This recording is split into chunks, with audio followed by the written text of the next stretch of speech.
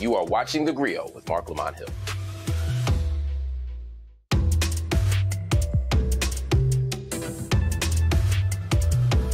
Welcome back to The Grio. A group of high schools in New York is exploring whether artificial intelligence can help teachers become better at their jobs.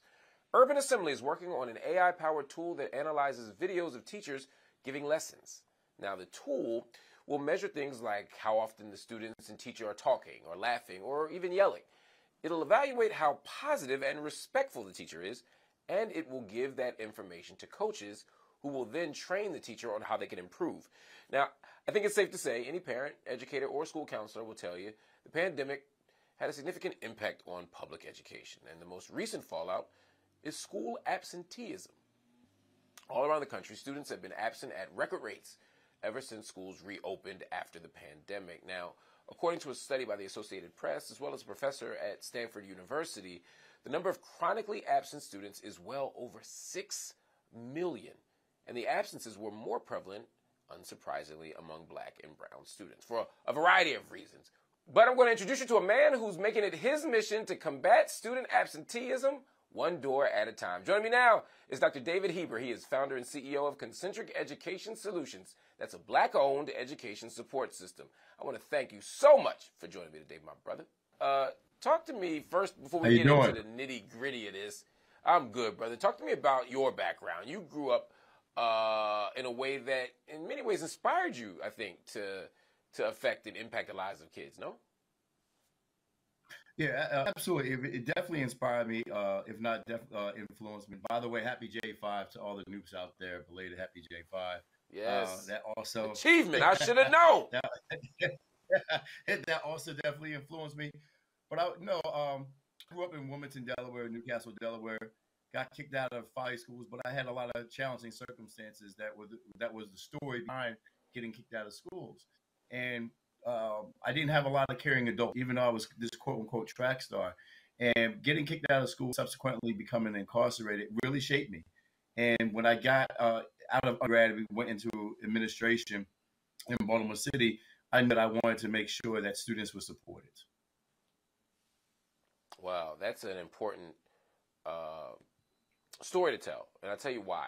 There are people who get kicked out of schools, people who get treated poorly in schools, people who don't do well in school, and it makes them run from schools. It makes them run from institutions, and instead you turned your story into something that can help others, man. That's beautiful, man. Now, talk to me about CES. How does it help children who are struggling to make it to school every day? Because that's, like we said, 6 million. 6 million. So a very simple strategy, one door at a time. It sounds cliche, but it's not.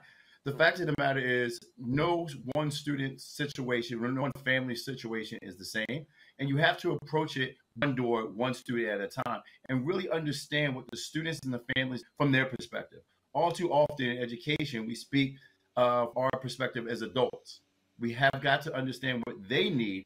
They're telling us if we choose to listen and we choose to listen authentically. And that's what CES is about. One student at a time, one door at a time. Wow. Now, they say it takes a village. We often say that. And again, it's another thing that could be a cliche, but it is also something that's really true. How do you do this work alongside families, alongside community members, alongside schools? How do you get everybody involved? So on any given day, we're knocking on thousands of doors a day. And we, quite frankly, just listen. So home visits are nothing new. I think what we did is we just used our technology to be able to document that data and those stories that we're listening, get it to the people who need to do something with it in real time. So it's one thing to identify the resources or students to identify the resources. It's another thing to get that information in real time.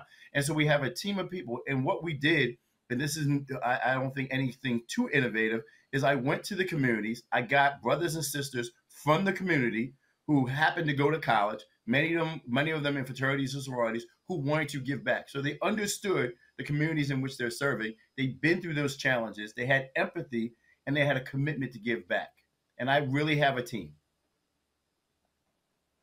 I appreciate that you shout that team out. Some people act like they're self-made, individually successful, and they ain't got no community or village propping them up and leading them to success. So I appreciate your honesty and humility. Just like a good Kappa, always humble. What's the impact been so far? Absolutely. So we're about 400,000 home visits in. I'm probably about 80,000 home visits in across the country. In many places, it's really understanding the challenges and the barriers. And similar to what you said, prior to the pandemic, this was an issue, but post-pandemic, this is an issue that disproportionately affects people, students of Black and Brown and poor white communities, quite frankly. And what we try to do is simply understand the challenges, and we highlight it with our technology and just knocking on thousands or hundreds of thousands of doors, the three primary reasons why students are not coming to school now, and then try to get resources to mitigate those barriers. That makes sense. Speaking of resources, you recently secured a $5 million investment from New Market Venture Partners, which makes you part of the less than 1% of Black founders who received venture capitalist funding. I knew the number was low. I didn't realize until I was preparing for this that it was less than 1%. What do you think that says about the scale of chronic absenteeism, and how will this kind of funding help you create a better situation? No, I appreciate it. It is. I did not realize it was less than 1% either, right? And that number goes down a little bit or it goes up a little bit depending upon what it is.